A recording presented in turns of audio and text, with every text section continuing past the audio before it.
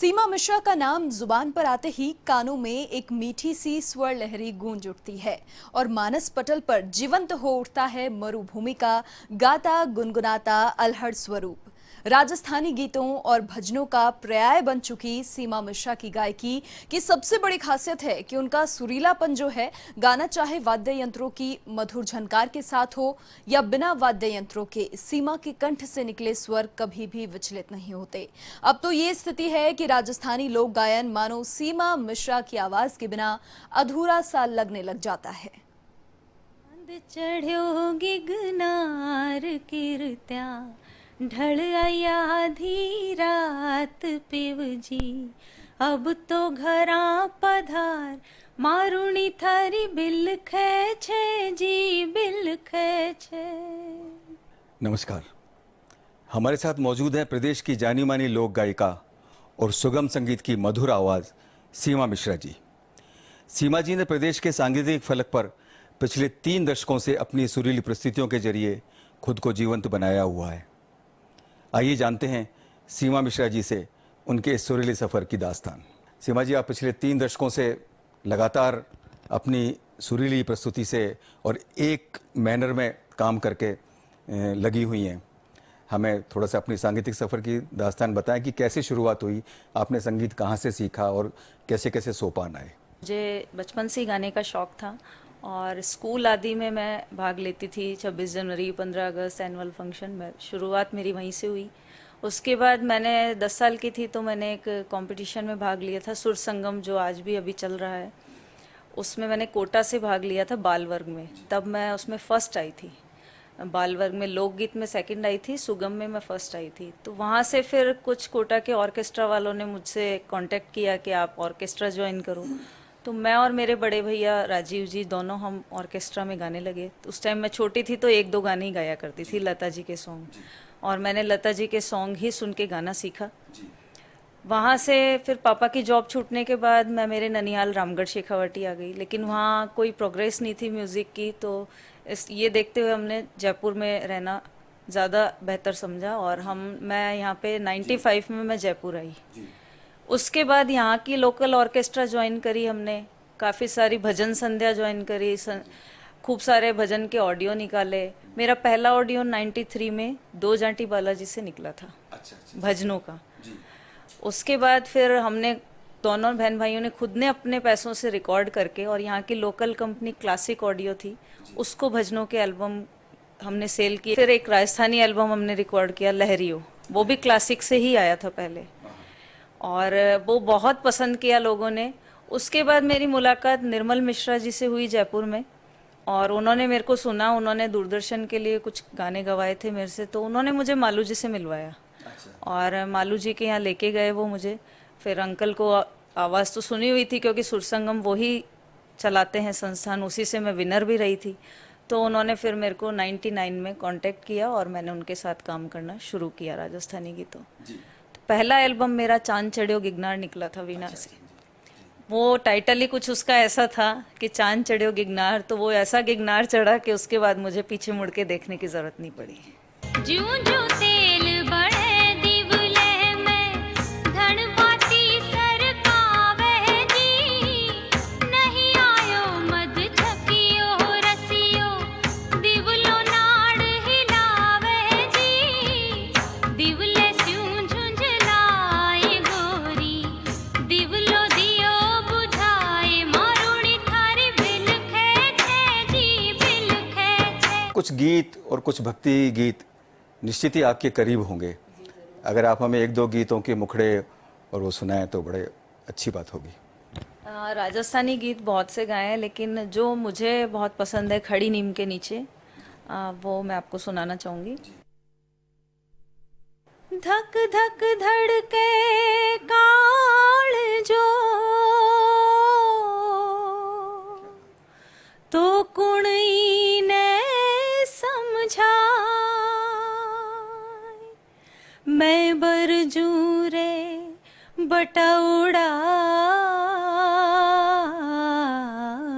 मासूम मत नानैण मिला। खड़ी नीम के नीचे मैं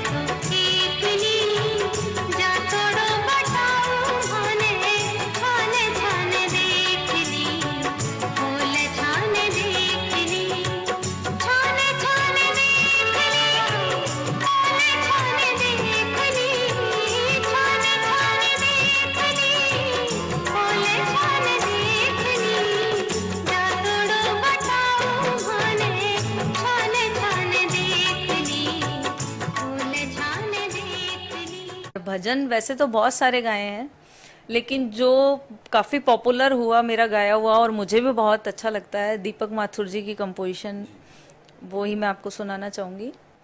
मेरो राधा रमण गिरधारी, गिरधारी श्याम बनवारी, मेरो राधा रमण गिरधारी, गिरधारी श्याम बनवारी, मेरो राधा रमण गिरधारी, ओ मेरो राधा रमण गिरधारी, मेरो राधा रमण गिरधारी, गिरधारी श्याम बनवारी। आपके 75 से अधिक एल्बम मार्केट में निकल चुके हैं और आपने 550 से अधिक गीत गाए हैं। आपको राजस्थान की लता मंगेशकर भी कहा जाता है।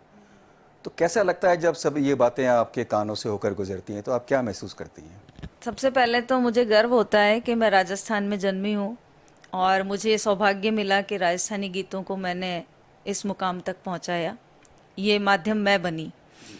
दूसरा, जब मैं छोटी थी तो ये सोचती थी कभी मेरे भी गाने बजेंगे, ऐसे मैं भी टीवी में आऊँगी। तो अब वही चीज़ जब हो रही है, कोई भी शादी होती है, कोई फंक्शन होता है तो मेरा गाना ज़रूर बजता है, तो बड़ा ही प्राउड फील होता है अपने आप पे कि ये मेरे गाने हैं और मैंने गाए हैं।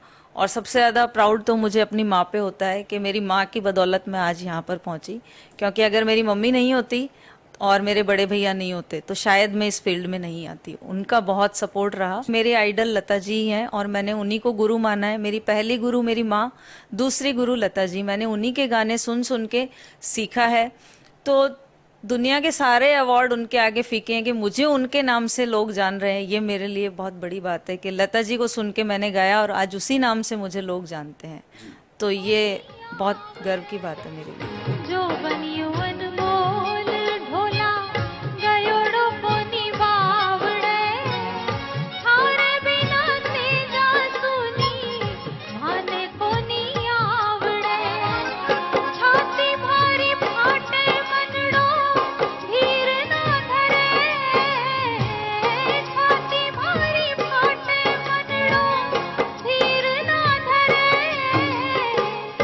आसरे बटे उखड़ी नीम कह तड़े। आपका एक एल्बम घूमर मेरे ख्याल से था, वो जिसको कि प्लेटिनम डिस्क के रूप में होने का गौरव है। तो ये प्लेटिनम डिस्क क्या होती है और किस तरह से वो पॉपुलर हुआ, और फिर उसमें जो आपने गाया उसकी पंक्तियां भी हमें गा के सुनाइए। प्लेटिनम डिस्क मुझे मिला था घूमर 4 जब रिलीज हुआ था। घूमर के 4 पार्ट बने, first, second, third, fourth. Popular गीत फर्स्ट हुआ था जो अपना राजस्थान का सिरमौर है, घूमर छह नखराली। और ये गीत हमारे वर्ल्ड में डांसिंग सॉन्ग में 4th नंबर पे आया, ये सबसे बड़ी बात है। तो इसी कारण मुझे ये प्लेटिनम डिस्क अवार्ड मिला। और ये अंशुमान सिंह जी हमारे जब गवर्नर थे उस टाइम, उनके द्वारा मिला था। और शायद इसी गीत के नाम से मुझे लोग पहचानते भी हैं कि सीमा मिश्रा कौन सी, वो घूमर जिसने गाया, घूमर वाली सीमा मिश्रा। तो ये गाना मेरे जीवन में बहुत अहमियत रखता है कि घूमर टाइटल ही ऐसा मिला मुझे कि सीमा मिश्रा पूरे हिंदुस्तान में घूम गई। एक स्थाई और अंतरा गा के सुनाइए। हमारी घूमर छे नखराली ए माँ, तुम्हारी घूमर छे नखराली ए माँ, घूमर रमवा में जाशा ओ राजरी, घूमर रमवा में जाशा।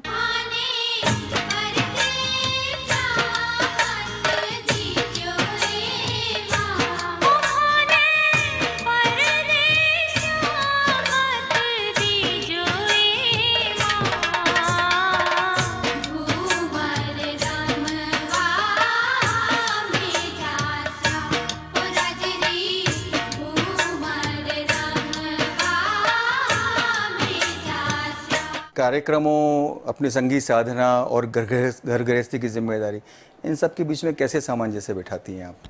इसके लिए मैं घर वालों को थैंक यू बोलना चाहूँगी कि सबसे पहले तो मेरे हस्बैंड बहुत सपोर्टिंग है, वो पूरा मैनेज करते हैं।